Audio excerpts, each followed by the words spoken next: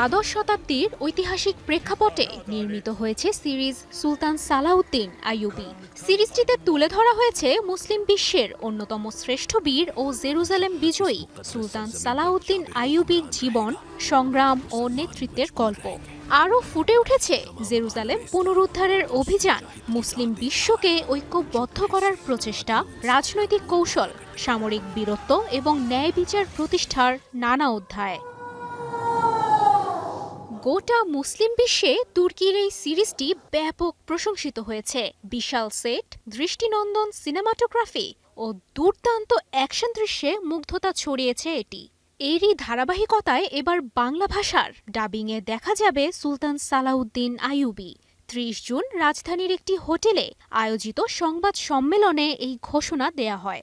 এই সালাউদ্দিন আইয়ুবীর জন্ম খুবই ইন্টারেস্টিং। মিশরের এক রাজা ছিলেন, সেই রাজার ঘরে যে পুত্র সন্তান জন্ম নিবে সেই পুত্র সন্তান মৃত হয় এবং একই দিনে মিশরের রাজা জেঙ্গির ঘরে মৃত সন্তান জন্ম নেয়। জেঙ্গি জানতো তার উত্তরাধিকার না থাকলে তার ক্ষমতা থাকবে না, তার ভাইরাই দখল করবে। তার কাছে খবর আসে তার বন্ধু তার রাজ্যে এসেছে জীবন বাঁচাতে, তারও একটা পুত্র সন্তান হয়েছে।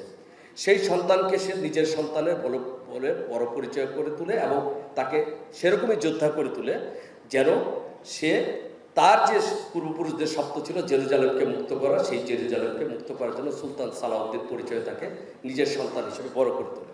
সংবাদ সম্মেলনের শেষ পর্বে সিরিজটির বাংলা সংস্করণের অফিসিয়াল ট্রেলার ও পোস্টার উন্মোচন করা হয়।